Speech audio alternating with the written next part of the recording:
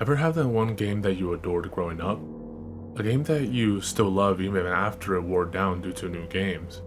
I have, and I bet all of you had games like this too. This game happened to be Paper Mario for the Nintendo 64. Let me give you a brief overview of what this game is before I go into the story. Paper Mario for the Nintendo 64 was the first in my personal favorite video game series. Unlike most other games starring our fat Italian hero, this is an RPG.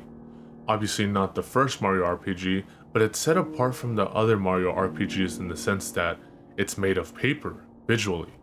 The game is known for its lighthearted humor and simple yet dark storylines, which balance the overly childish feel with a sense of, hey, this is serious. And my response to that is, yes. Anyhow, I'll start with the story. How it began. It was only roughly 3 or 4 months ago when life was getting tough for me and my family. With divorced parents and a brother who dislikes me, things got stressful easily for me. What helped me through stressful times though was to look back on my past and play video games from my childhood. One night I was sleepier than I have ever been before in my life, yet I couldn't go to sleep. For the life of me. Stressed out due to a fight with my brother, I couldn't shut my eyelids. So there I was on my computer one day browsing the interwebs for the lulz. Also, didn't help that I lived next to a busy road with cars roaring every few minutes. As I grew more and more tired, I realized I needed the rest, but I had one last thing to do before I went to sleep. I logged onto my email address at 3 in the morning, 3 new messages.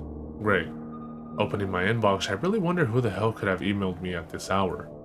First 2 messages weren't important at all, just junk alerts from websites I haven't used in years, though the third caught my eye. From my father, who lived on the other side of Canada, he had told me that he was sending me a gift for Christmas Day tomorrow. At that moment I was pretty eager and I knew I needed some rest now. I had closed everything I had up, shut off my computer and went to the bed next to my computer, waiting tomorrow.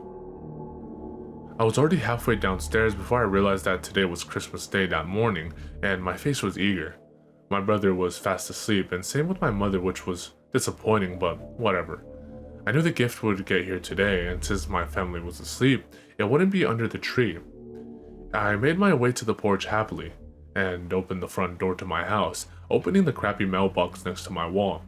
I felt a parcel. I snatched it out eagerly and looked at it. Written in red pink ink, it was from Dad. You're welcome. I rushed inside and opened it, hoping it was something great. Inside was a wrapped gift and a card. I opened the card slowly and read it, and it stated this. Hey my young man, I know this gift means a lot to you. You used to own it before. Bought it at the new game store in the city. Enjoy. Lots of love, Dad. This got me even more excited and I tugged out the wrapped gift, which was in a square shape with a curve. I unwrapped it swiftly, and I noticed that it was a Nintendo 64 cartridge. I flipped it over to the title, and I felt a wave of nostalgia hit me like a truck. Paper Mario, one of the greatest games of all time. I was a bit confused that the game itself wasn't in the original box. I couldn't wait, and so I took off downstairs into the basement where my old TV and old, rarely used Nintendo 64 laid in a wait for this day. I slammed the cartridge in, turned on the TV, grabbed my controller and slid a chair. I was in for a hell of an adventure. Into the game. The Nintendo 64 started fairly enough. It glitched out a tiny bit for the first few seconds of startup, but it was understandable. I haven't used it in years. The titles of the developers shown up one by one, and then the title screen popped up with the catchy, upbeat, innocent music that defined this game. I sat there for a bit, listening to the music, and the little title sequence of the game footage played like you see in most games. Seemed intact enough, I guess. I clicked start and the game seemed a slight bit choppy while I was transitioning from the title screen to the save screen, but I again dismissed it for being the lack of time I've used the console. What struck me odd was that out of the 4 save files, one of them was used. It was named Beta Test. I wasn't as surprised though. I was prepared to face the fact that this was a used copy of the game considering that it was not in the original box you get at stores, though the name of the save file struck me odd. Was this a beta of the game?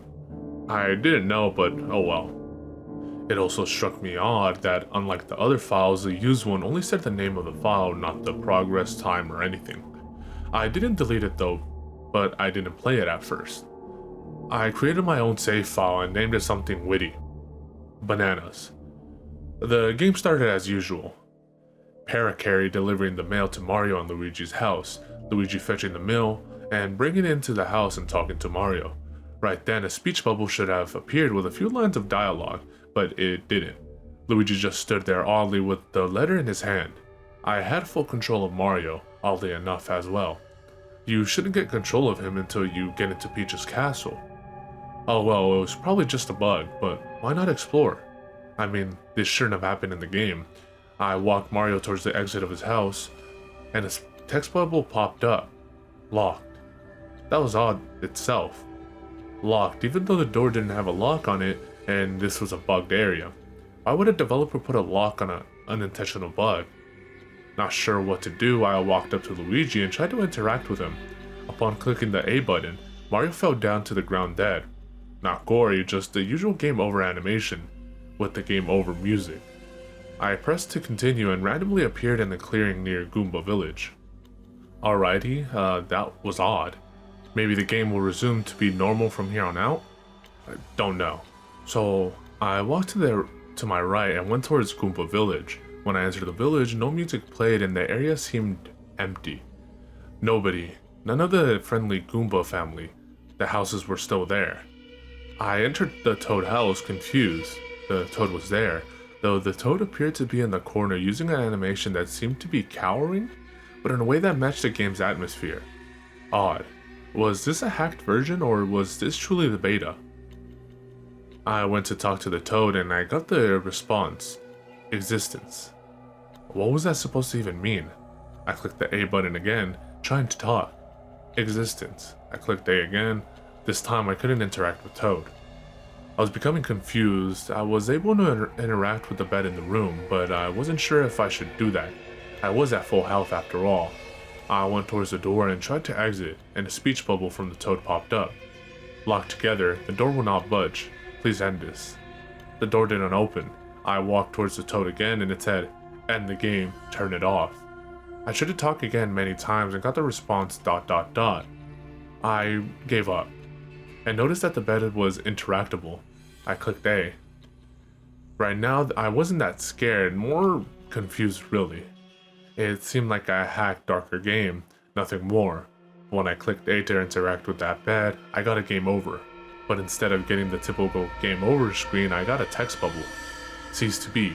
Game over. If you are reading this, wake up. Please wake up and see what you have done. Please show me you are better than this. Wake up.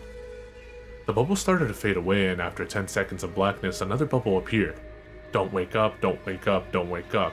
Awaken or cease to be. Don't wake up, I beg of you. That finally got to me. Freaky. I still dismissed it as a hack though. And whoever created this one was a fucked up bastard. I sat there for at least 2 minutes and realized that this last text bubble won't disappear. I turned off and on my Nintendo 64 and the title screen was silent and different. It said this ceased to be, with a picture of what looked to be like a bed underneath the title. I started getting nervous and went into the save file selection. My save file Bananas was renamed to Rest in Peace. The third save file was named You Are, and the fourth was named Era Aoi. I was getting nervous. These profiles weren't used when I created Bananas. I tried to enter these two save files and I got the message. There was trouble loading the save. I was getting sweaty. This wasn't right at all. I only had one option because I was afraid what would be Rest in Peace. It was to go into beta test, and that I did. I entered in and I immediately got put into the Forever Forest, though it didn't seem right. No music at all, and I heard the crackling of fire in the game, though saw no flames. The sound of crackling fire was the first thing I really noticed, and it overpowered my ears.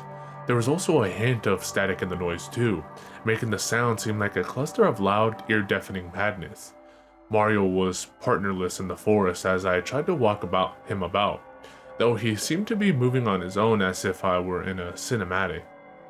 Mario seemed to appear normal enough, and the world seemed normal except for a lack of enemies, and that there was a bit of static every now and then covering the screen. With each different area Mario entered, a chat bubble appeared. In the first area he went to, the chat bubble said no. The second, cursed. The third, you doomed yourself. The fourth, why did you kill us all? It kept on saying dark, harsh, and unclear things until Mario finally entered Toad Town, where the static noise and fiery crackling was louder than ever, and it was on fire. Though nothing appeared to be there except for one person, Princess Peach, standing there alive. Mario uncontrollably walked up to her, and disturbingly enough, she lacked a face. In the midst of flame dancing around, Mario seemed entranced. As he walked up into the embrace of the faceless Peach, and static started to appear as nearly clear, and slowly began to solidify into whiteness. Before the game became unwatchable, I noticed one thing. Mario's face, too, disappeared, and the exact second before the entire screen was lost to static, the words "ceased to be" appeared, as well as what appeared to be Princess Peach and Mario dead below the words "faceless."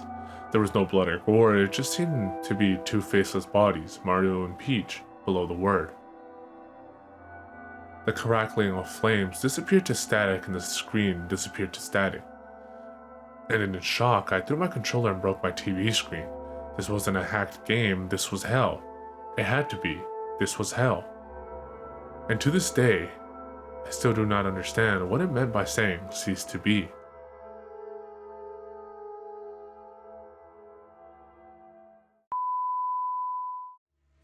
Definitely elevating for the 966.